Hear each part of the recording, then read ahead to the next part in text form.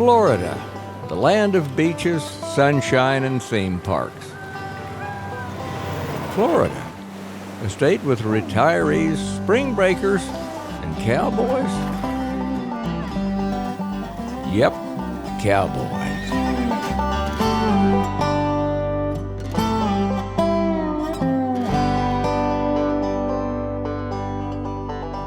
Hey, he's a native Floridian, born in Plant City. Bad shape. I mean, picked him slap up in the air and put him on the corner post in the cow pen.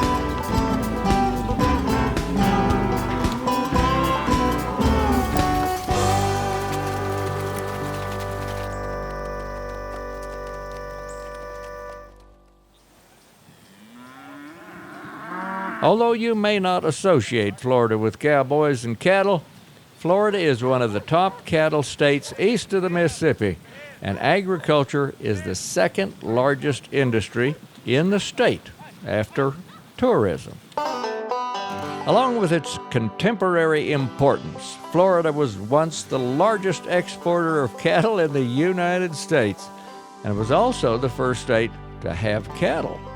For almost half a millennium, cattle have called Florida home. To celebrate Florida cow culture, a group of Floridians put together an event with a focus on living history, the Great Florida Cattle Drive 2016. This ride is a reenactment of the cattle drive done back in the 1800s. The Great Florida Cattle Drive 2016 was a week-long cattle drive that took place in Central Florida. The Florida Cow Culture Preservation Committee, who organized the drive, sorted out the logistics. And to move those people through the woods was like moving an army. You got to feed them, whatever scenario you wind up in. You got to put up with the weather. And for the first time, weather was a challenge. The drive took place in January, which has fewer bugs, but more rain. When people first called in and said, Mr. Connor, what are we going to do if the weather's bad? I said, what you're going to do is remember it longer. The cattle drive was set to begin on Monday, January 25th. Riders checked in 1 or 2 days beforehand, and everybody was excited for the week-long drive.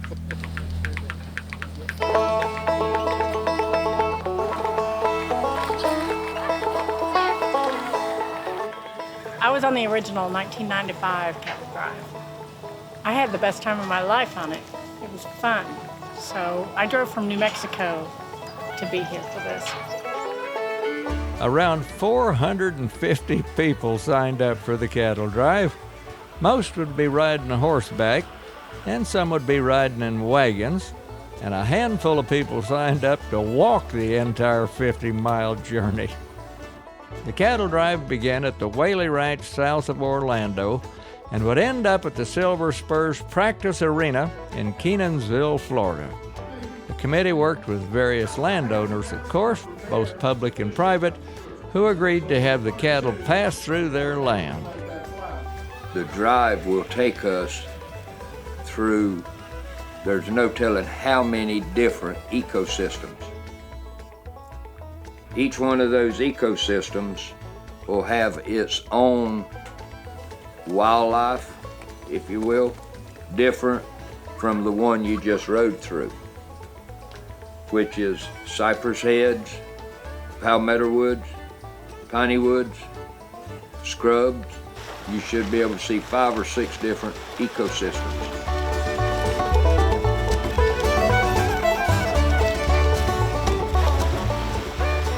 The folks that travel from out west in Montana and Wyoming that learn about this historical event, they don't know much about Florida until they came down here. Florida is a lot different than Montana or Wyoming. Everything that they were involved with, it was new to them. People from all over the world, some as far away as Germany and the United Kingdom, showed up for this big event. Since so many signed up to participate, the committee split people into smaller circles, each headed up by a circle boss. Every circle had its own color in order to keep track. Sunday evening, after meeting their circle bosses and gathering with their circles, each person began packing their gear in preparation. We started that first Sunday night before the cattle drive started. I think it was got down to about 36, 38 degrees, and we weren't used to that.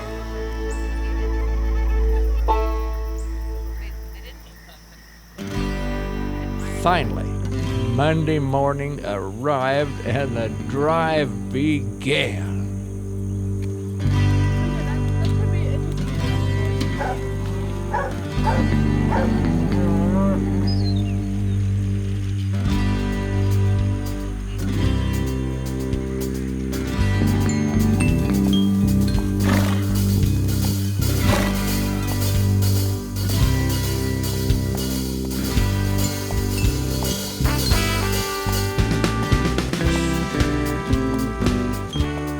And believe it or not, by the end of that day, it was almost 80. There were clothes along the trail for people shucking jackets and long johns. There were around 500 cattle, and they were herded by a group of cow hunters, Florida's name for cowgirls and cowboys. The cow hunters were led by the cow boss, Mike Wilder, and each day a different circle would come up front to help drive the cattle, but the cow hunters stayed up front with the cattle the whole time. The first day was the longest, 13 miles, and it proved to be challenging. You guys ready? Now the first day when we had to go around that stuck wagon and into the palmettos, it was shooting me right up off the seat because it was so bumpy. It was unbelievable. No kidding. I mean, it was literally bouncing the two of us this far off the seat. You had to hold on. So that was a lot of fun. The 2016 drive marked the third drive put together by the committee. The first drive they held was in 1995 as a way to celebrate 150 years of Florida's statehood. And that's the reason in the 60s I asked the Florida Cattlemen's Association to locate me some genuine native cattle, Spanish cattle, Piney Woods cattle, and some call them Crocker cattle. Today we've settled on Crocker.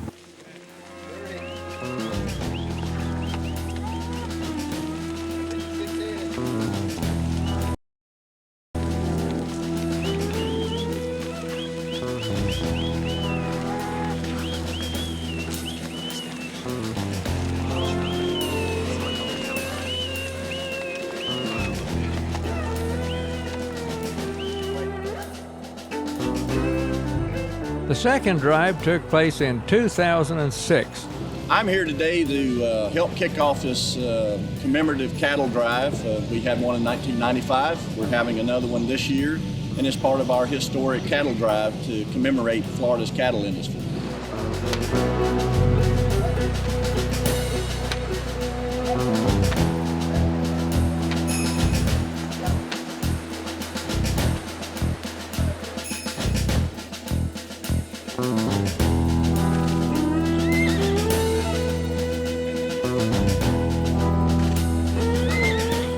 And all three drives took place in the same area of Central Florida. Since it's such a massive undertaking, the committee only does one drive every decade. Our committee met at least once a month for 2 years, putting it together. And you do it in the hope that other people will want to come along. The committee is solely volunteer-led, and all have a passion for sharing their heritage with others. One such volunteer, vital to making this event happen, was Imogene Yarborough. So I am a member of the board, and I also am in charge of Ways and Means. And anything else, I usually open my mouth pretty regular to discuss about things. Also called Mama Jean, she's admired for her ability to bring people together. And that's my mother's gift. She knows just what you can do and how much she can get out of you or push you in that direction, or what you can do to help others. I call her our matriarch. She kind of keeps us boys together and keeps us boys in line. And her daughter Lynn, when you have people like that on a committee, it makes me want to try harder. And I think that's what happened. I can make a good horse, but I can't make him do all those things. I'm Eugene Yarborough, and others on the committee asked ranchers from all over the state to loan them cattle for the drive. One of the most famous was Flossie Bell, who was the only cow from the first drive who would be making this one at the ripe old age of 22. When they had the one in 16, I had her, and I said, I think I'll take that old cow. She's in good shape and fat, and we caught her up and put a bell on her so she'd kind of be easy to recognize and put her in there just kind of a novelty. Now, some might think a long cattle drive would be taxing on Flossie Bell and the other cattle who had to walk the entire way, but they got along just fine. This type of cattle, known as cracker cattle, have been in Florida for almost 500 years, and they're well adjusted to the climate. For centuries, cracker cattle have wandered through scrub not too different from what exists here today. But cattle didn't always exist in Florida. So how did they get here?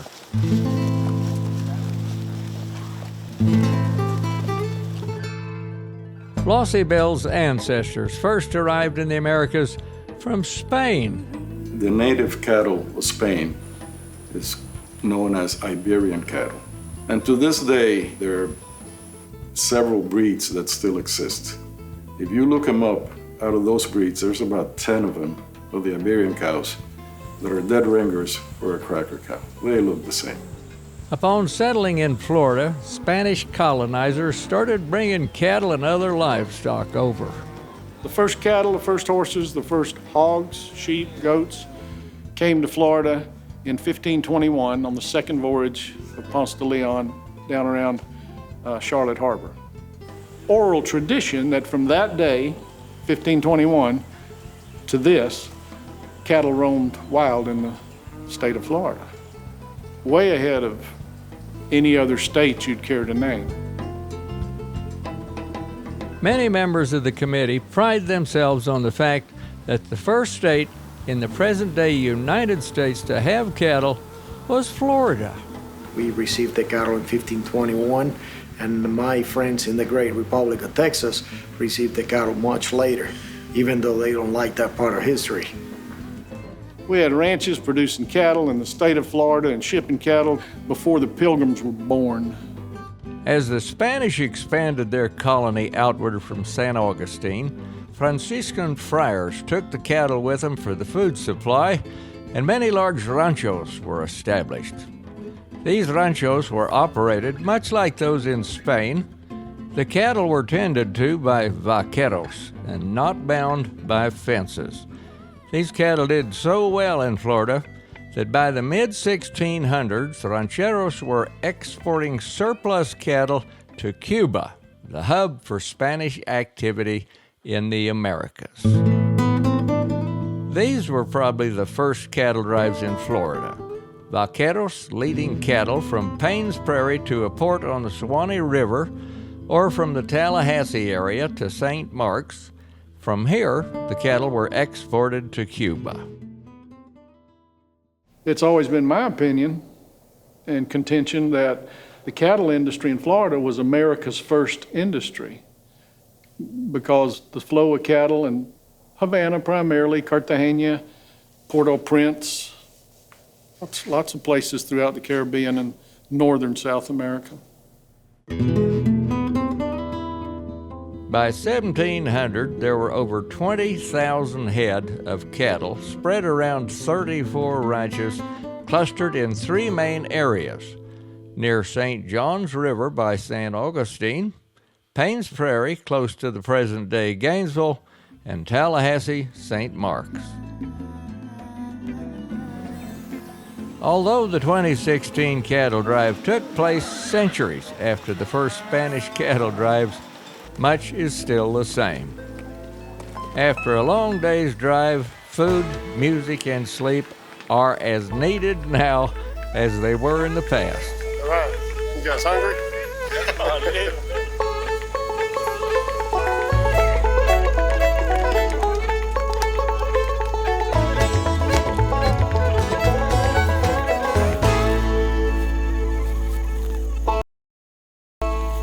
On the second day of the drive, the Brown Circle saddled up to join cow hunters in front.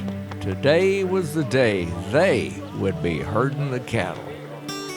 Part of this circle was made up of a group of committee-sponsored military veterans. Their scholarships were proposed by committee member and Operations Outdoor Freedom Coordinator David Hunt. When I presented the idea to the committee about taking some veterans, it was immediately, everybody in the room was in favor of it. Operation Outdoor Freedom is a nonprofit organization run by the Florida Department of Agricultural's Division of Forestry with a mission of helping wounded veterans experience the Florida outdoors. The committee wanted veterans to experience Florida in a unique way by participating in a cattle drive. The next question is how do you make that happen? And so if you have a veteran that is disabled enough that they can't ride a horse, or if they can for a day, then how do we accomplish that? David Hunt asked for help in making the drive more accessible, contacting Chris Dacey at Wounded Warrior Project to see if Dacey could interest more veterans in participating in the drive. So David gave me a call. I approached my chain of command, and they liked it.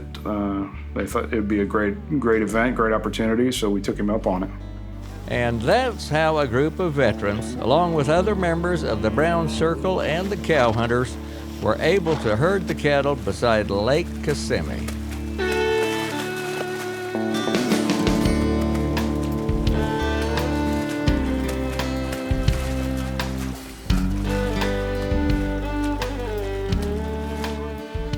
Many of the cow hunters are not only good at working cattle, but they wear other hats as well. For instance, Tony Morrell is at his best educating folks. Every state has got history, and they should be proud of it. Me, my heritage is a Florida cracker, and I'm proud of it. And every chance I get to tell everybody in the world, wanted us to come do a living history presentation for them, and all out of state, been to Washington, D.C. doing it, to the Division of Tourism, doing living history. And, it kind of blossomed from that, the State Park Service, for me getting out and being able to share with the general public. K.J. Smith is a whip maker. Been building cow whips a long, long time. My granddaddy started it, and my dad, of course, they done it out of buckskin back then, and I had a ranch job and got to where I was selling these things more than just friends. It seemed like every time I turned around, one of my buddies wanted one, or his buddy. Cow boss Mike Wilder makes saddles. I guess my clientele has always mainly been working guys. And then I learned if I don't hear from them, they're satisfied. A lot of times I don't hear, may not hear from them for a year or two. I see them, they say, I ask them how their saddle's doing, they say, oh, I like it, I love it. Cow hunter Billy Davis makes spurs. The spurs that I make are custom made. We can make any kind of spur that you want to, but I'd rather make a spur that's gonna last forever. Cow hunter Eldon Lux paints. Vegetation, landscapes are unique. And he particularly enjoys painting scenes with the cracker cow. they're great, you know. I mean, it adds color, it adds pizzazz, you know. The horns are dramatic. And for many, life on the trail can get lonely, and it can be good to have a team. Lynn Lux, Eldon's wife, was also a cow hunter on the drive. It's good that we sure like the same things and don't mind seeing the world on the back of a four-legged horse, and it's a good life. I admire her, and she's my best friend, and we do everything together. Billy Davis brought his cur dogs. We have to use dogs because they still are a lot of rough country here. Mike Wilder's grandchildren came with him on the drive. Yeah, it was pretty special to me. And other people there that, had their kids with them. The other reason some of them were even there, which is a good thing. Besides having friends along for the ride, the cow hunters also spent the ride mentoring a group of young people currently working with cattle in Florida. For this drive, the committee had created a scholarship program called the Young Cow Hunter Program. Those who earned an award had opportunities to network with the older cow hunters and act as ambassadors of Florida agriculture. When they came in, they had to come in, they had to present their resume to us. Well, those resumes and those talks were inspiring from youngsters. Every one of the young cow hunters that came were so helpful, and we knew we needed them. We had a good bunch of young people, really good bunch. The veterans also had an opportunity to mentor a group of young people. If I'd kind of put these troubled youth and these wounded warriors together, they might be some synergy there that'd be helpful to both. Doyle Connor Jr. reached out to Jeff Parker at Florida Sheriff's Boys Ranch to provide wagons for some of the veterans to ride in, as well as invite 4 of the boys at the ranch to come along. A lot of the kids are from single-parent homes, not all of them. Some of them lack any adults in their life. So they come in here for all sorts of reasons. Broken homes, some of them are wards of the state, and they don't have parents. The Florida Sheriff's Boys Ranch is a residential care facility for troubled boys. It's home to around 80 boys between the ages of 8 and 18. Working with livestock and learning to take care of animals has been a positive for many of the boys. So it can be a life-changing experience. It can totally change their outlook. It can change their personalities. It can give them something else they never imagined doing. Along with the wagons from the Florida Sheriff's Boys Ranch, David Hunt asked one of his old friends from North Carolina to bring a wagon and a set of mules along to carry a veteran. And he said the wounded warriors, when he said that, I said, well, you tell me where to come to, and I'm gonna be there. That's all I had to say. He was in.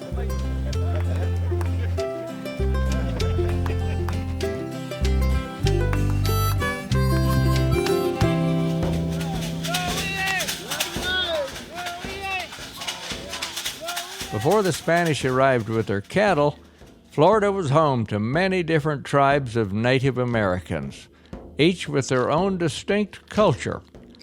The arrival of Spanish settlers also meant the arrival of new diseases. This dramatically reduced the population of several tribes, and it took many years for some of the tribes to recover, and others never did. Some Native American tribes, such as the Creek and the Miccosukee, incorporated these newly arrived livestock into their way of life. Alex Johns is a Seminole rancher and one of the keepers of his tribe's oral history. The Indians that were here, they actually started to steward the cattle, learn how to ride the horses. I do know that the cow was looked upon as the return of the buffalo or the bison in this area when they showed back up, because they were on the verge of being extinct. There was a woodland bison that lived in the southeastern area. And when the cow returned, that was like God bringing a gift back to the natives for to replace the buffalo, and that's why natives embraced them so much. Some tribes fought the arrival of the Europeans, and some tribes worked with the Spanish. We developed an alliance with the Spanish and became trading partners. By the 1700s, the Oconee Creeks had huge herds of cracker cattle in Payne's Prairie, nearby the former Spanish Rancho de la Chua. So the Creek descendants of the Seminoles were living in Georgia in the summertime, and they'd come down in winter in Florida, moving cattle along the way. During the time that the people were come from Georgia, Carolinas, even Andrew Jackson came from Tennessee to buy cattle from a Seminole chief named Cowkeeper. Cowkeeper, also known as Ahai, and the Oconee Creeks used dogs and cracker horses to herd cattle. The Spanish took to calling members of this tribe Cimarrone, which means wild one or runaway. There was an entire, almost a century, where the keeper of the cows in Florida were the Indians. And they had a rich history. However, this period of peace would not last. In the early 1800s, bands of American soldiers and militiamen began making raids into Florida. This was the start of the Seminole Wars.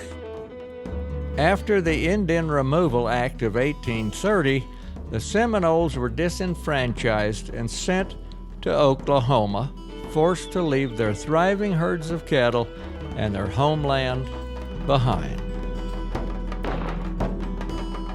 However, some refused to leave.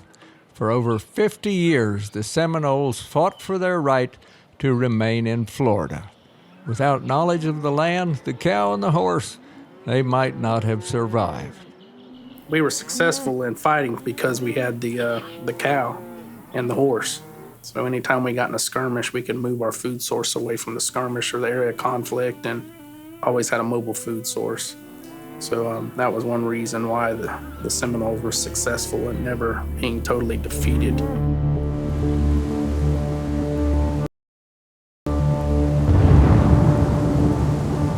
Well, in the present, on the cattle drive, a front of storms has arrived. The storm pattern that came through with those three fronts back to back to back on those 2 days was very intense and very difficult on everyone involved. The cows, the horses, the people. This bad weather proved to be a challenge for the committee.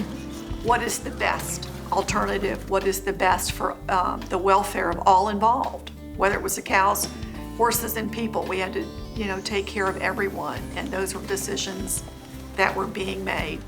Some places were so wet that the route had to be changed. Just living rough, the rain. No showers, no makeup. Thought I don't care if I ever get on a horse again after that. Like I told my wife, I got the opportunity to drive cattle right across and down the banks of Lake Kissimmee. Tuesday night, I called her on the phone, told her I was living a dream. By Thursday night, I called her back and told her my dream had turned into a nightmare. Because of the rain. With the rain. And I did suffer one night, waking up at 2 a.m, soaking wet, head to toe. Tent got soaked, everything inside the tent got soaked. Difficult things would probably be the rain. The rain really sucks. The guys were like, well, there's really no need in us having to worry about a bath. We're already soaking wet. Some found a positive lining in the hardships. The highlights for me, it's I think most of the people would say they hated, but I loved the weather and how it brought us all together. Through military, you learn to, as we say, embrace the suck, and so that became our motto. For those on the committee and others who grew up with it, working with cattle is still tough, but they see it as part of who they are. Because it took a lot out of a lot of people. It was a very, very difficult time, and it really showed what life was like 200 years ago. Everybody gonna smell the same. I mean, it's not like you're trying to go to win a beauty contest. You're going to drive cows. The difficult weather was also an opportunity for people to learn to rely on one another. Not only were the veterans helping each other out, but we reached out and we were helping out the other riders as well. So it caused a great sense of bonding, I think, in our circle that I don't know that would have been there as quickly or as strong had it not been for that weather. On this cattle drive, like those in the past, cooperation was vital. Everyone had a job, from the horses to the dogs to the cow hunters. For people living on the Florida frontier, working together was an important part of survival. Many of the homesteaders who moved into Florida in the early 1800s were of Scots-Irish descent and were used to making a living in tough country. They were known as crackers. So the cracker, he kind of did it all, but some of them specialized and liked the cattle lifestyle, the cow hunter lifestyle. The origin for the name is muddled, but it may come from the sound their whips make when it hits the air. Since making a living in the Florida wilds was rough, crackers found ways to deal with the hardship. This Florida cracker domain. Music, laughter, good food, and friendship. Even today, these things still help when times are tough. It's a competition where we ride to put our ropes on cattle that hide. From out in the Palmetto patch they'll run, quarter is given to nary a one. While through the hammocks dashing and flag ponds splashing, it's nip and tuck, dodge and duck. Through Palmetto flats like a steeplechase, lighter snags all over the place. I ain't much for shopping. Fact is, I stay away from town. Except for when shipping time comes, I'm not that easily found. But the day come I had to go, so I left the kids with Ma, and before I left, she asked me if I would pick her up a bra. Well, again and again and again, they left this livestock. Over 250 years went by and nobody owned them. Doing what horses do and cows do, they were producing some offspring. Poets make fun of it, you know. That was a joy last night listening to those two guys talk. Last night it got real funny, but now everybody it's been a good time.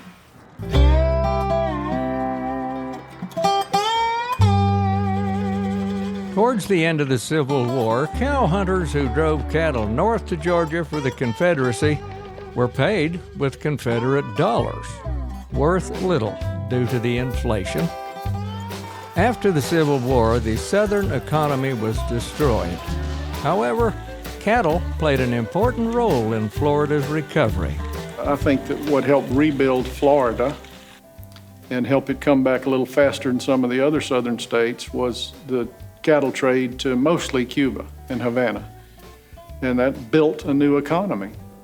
The end product was the same. What they wanted to do was gather those cattle, make a living with the cattle.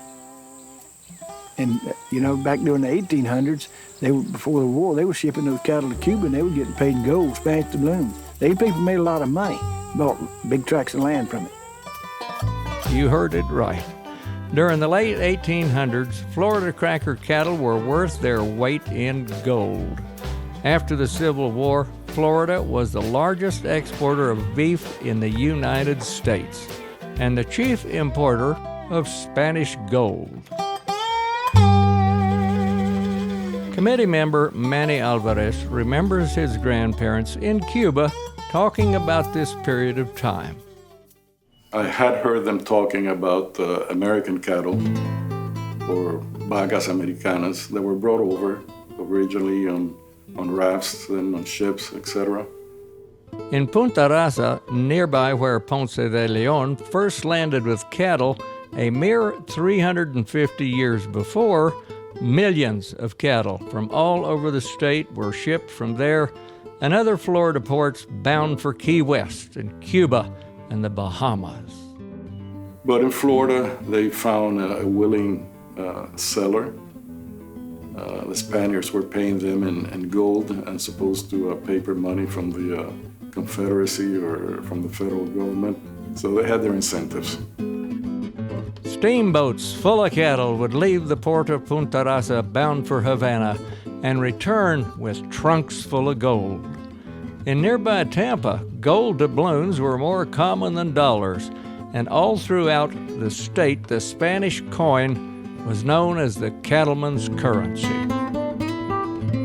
The international trade with Cuba and other countries was where many modern Florida ranchers got started. Partons, Bronsons, Parkers, lots and lots of families got their start in the cattle industry, and many are still in it, 7 or 8 generations later, still producing Florida cattle. However, this runaway success nearly proved to be the undoing of Florida cracker cattle. The breed was almost lost entirely. Starting in the late 1800s, Florida ranchers wanted to increase the size of their cattle to compete with Texas and other markets. In that era, everybody was wanting more beef, more beef, more beef, bigger beef, better beef. The turn of the century brought the dawn of a new era. Improved transportation in Florida, air conditioning, and modern medicine. As agricultural technology progressed, heftier breeds were able to better adapt to Florida, and the state's cattle industry began to diversify. And then cracker cattle started giving way to other breeds. That would have been after the 19-teens, 1920s. That's when it started big time.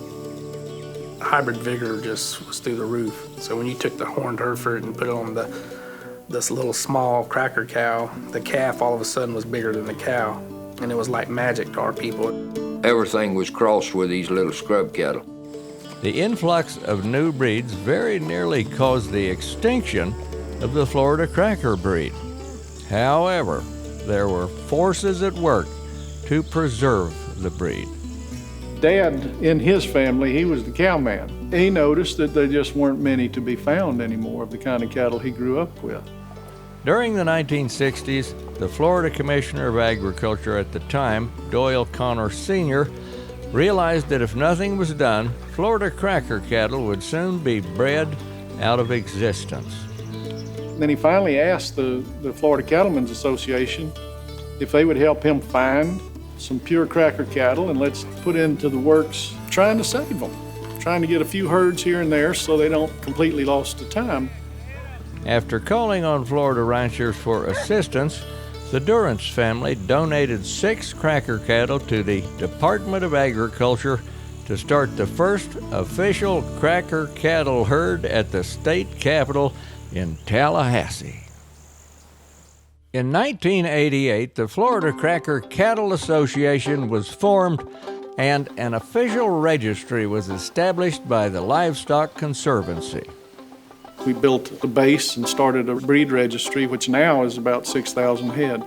The state placed herds in several locations, such as Payne's Prairie Preserve State Park and Lake Kissimmee State Park and the Withlacoochee State Forest, all areas where cracker cattle would have been found for centuries. Although the Livestock Conservancy still lists the breed as critical status, the herds left in Florida are doing well. Thanks to the effort of those who sought to protect these little cattle, their future in Florida is bright.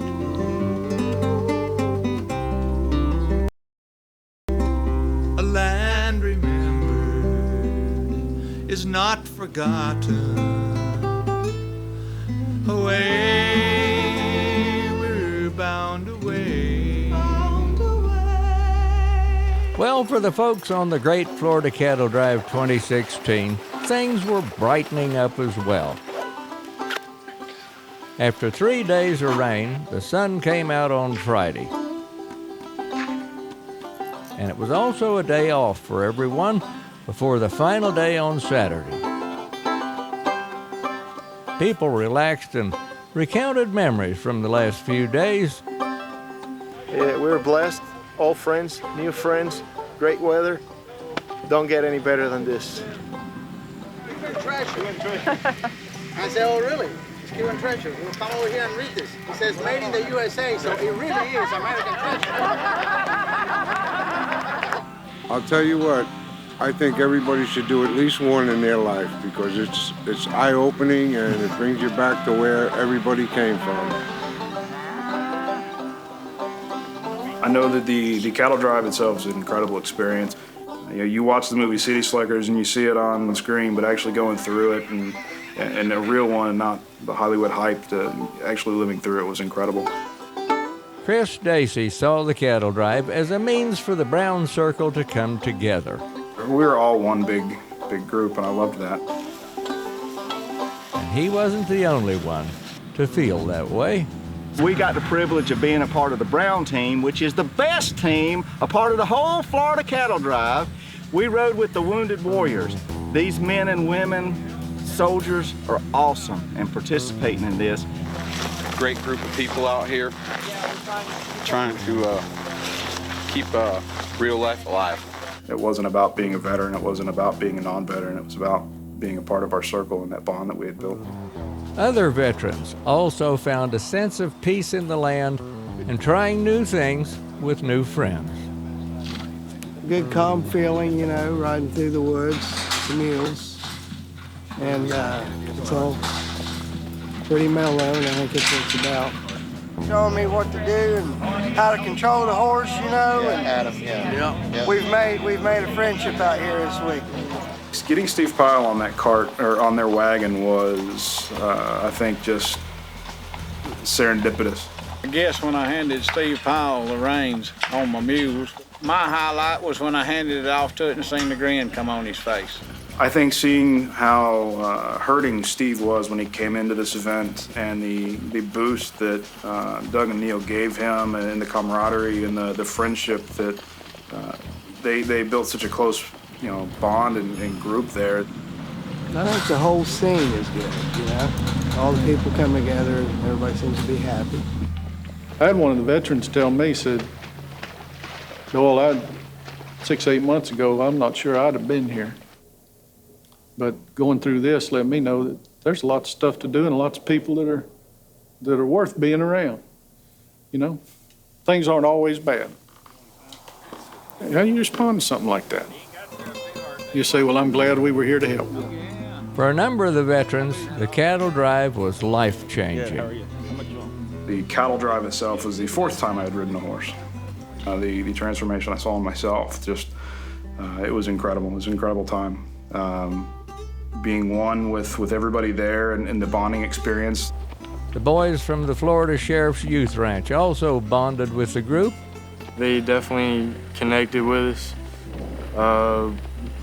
I could tell that they love that we took the time to put ourselves out there and help them and make sure that they were safe and taken care of and stuff like that. Friday afternoon, Dave Hunt and Chris Dacey had a private belt buckle ceremony where they gave all the veterans their own belt buckles for participating in the cattle drive. Thank you, Jeff. The belt buckle became a big symbol towards the end of the drive of completing something that was it was not easy, but it was a lot of fun and showing the bonds and the brotherhood and the sisterhood that came out of that. Wounded veterans. One of our veterans came to me and said, I want to give some belt buckles to the Sheriff's Youth Ranch boys. And you know what, gentlemen? For over 20 years, I led men all over this world. And I'll tell you what, I've never, ever seen a group of anybody that went through as much as you guys did this week. Bad weather, limited equipment, all kinds of challenges to overcome all the time. I did not ever hear one grumble, complaint, no bickering or fighting or any dissension whatsoever. And Mr. Parker said for you guys to take and do something, it got done, and it got done right then. But I'm very, very proud of each and every one of you. And I thank you, because this is an opportunity to do something that I've never, ever had the chance to do. And I appreciate it. Tyler?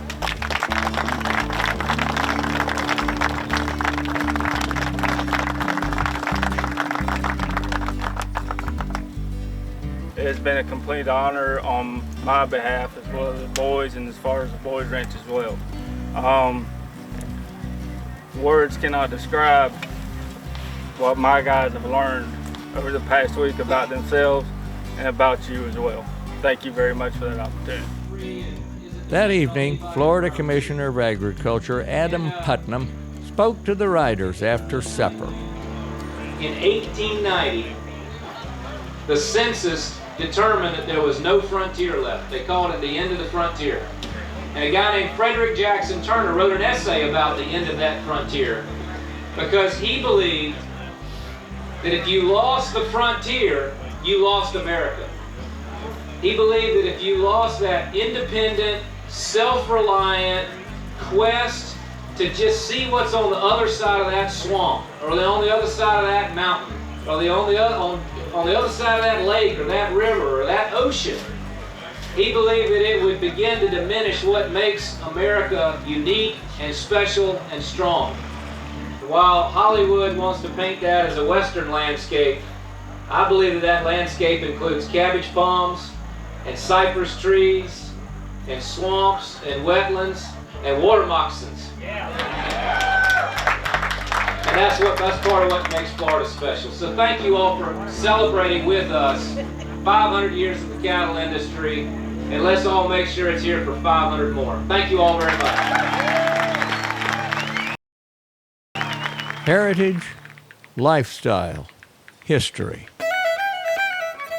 That's why this event was put together, to share this lifestyle and its value with others. History means an awful lot to me. It's very important to me. Our ancestors are why we're here today.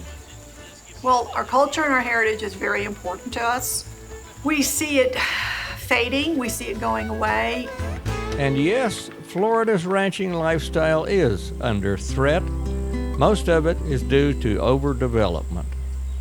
In less than 200 years, Florida has gone from a state with around 70,000 people to over 20 million people, making it the third most populous state after California and Texas. We see the pressures of people moving into Florida because it's a great state. Everybody wants to be here, but then they need a house, they need a home, they need a place to live. And that used to be cow pasture. It's changed a lot. Disney is where Earlo Brunson Sr. used to have his ranch. That is now Disney World, and it was all cows. Even the route from the first cattle drive in 1995 can't be replicated due to development. From then to now, it's that area's developed so much that there's no way you can drive 1,000 head of cattle or 3 head of cattle through the condos and the neighborhoods and whatnot that are there now. Kissimmee used to be Cowtown. It's now all under development, housing and stores and residential, and it's really changed.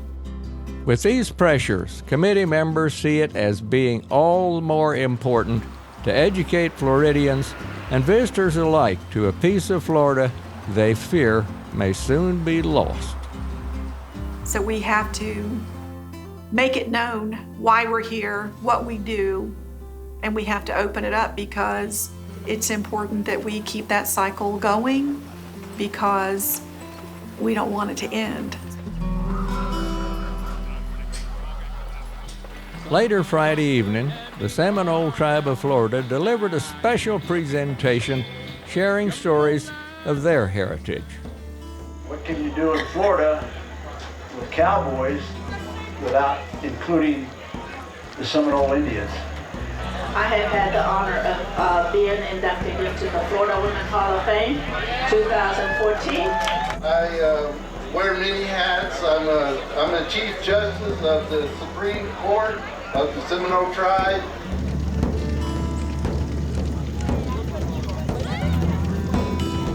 The Seminoles ended the day with a corn dance, a ceremonial dance that they rarely share with the public.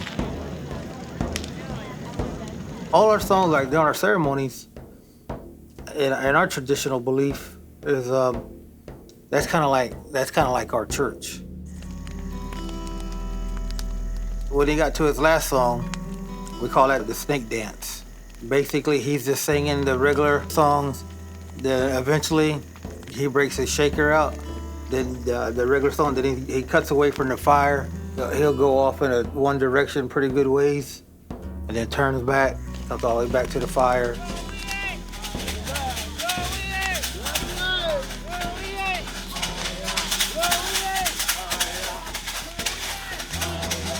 Gets to the fire, then he goes all the way back out. It'll be like the snake, but eventually, at the end, he gets away from the fire, and he begins to do a circle.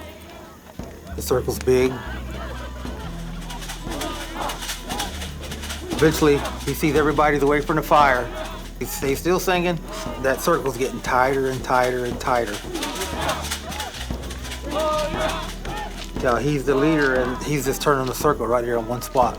And now all them people, it could be like 20 rings of people, and they're just all in one circle going, in a circular motion. That's the earth.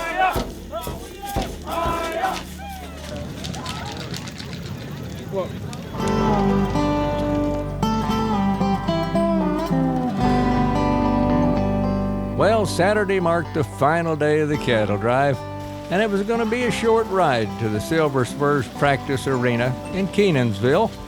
Commissioner Putnam joined the Brown Circle to ride with David Hunt and the veterans. Well, I wish I'd been able to do the whole ride instead of just today, but it's just been a spectacular morning.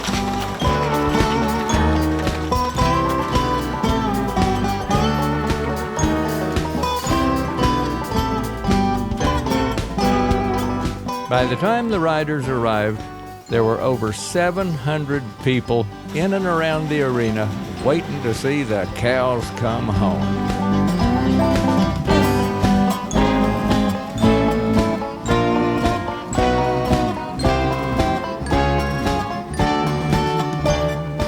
The leadership of the cattle drive asked us if we would ride into the rodeo first.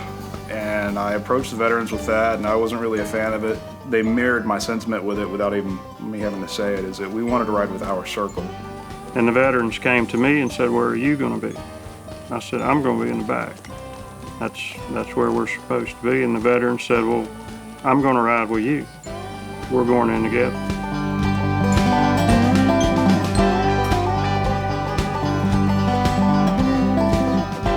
A group of veterans motorcyclists were inside the arena holding American flags. We wanted to be there together. We started that ride together. We stuck through it together. We wanted to finish it together. We felt it'd only be right. Florida cowboys is a natural. And we all rode in together, and that's the end. That's what it's all about. Fast as lightning, strong as thunder. With the great Florida Cattle Drive of 2016 now complete, people took time to reflect on the event. Nothing like a cattle drive to make you know what it's all about. It was a good ride. Had a great time. I want to live it every day, the rest of my life. To me, it makes me feel pretty good. Warms my heart. I think just watching everybody do what they do, everybody getting along. There are friendships that are established that will stand the test of time.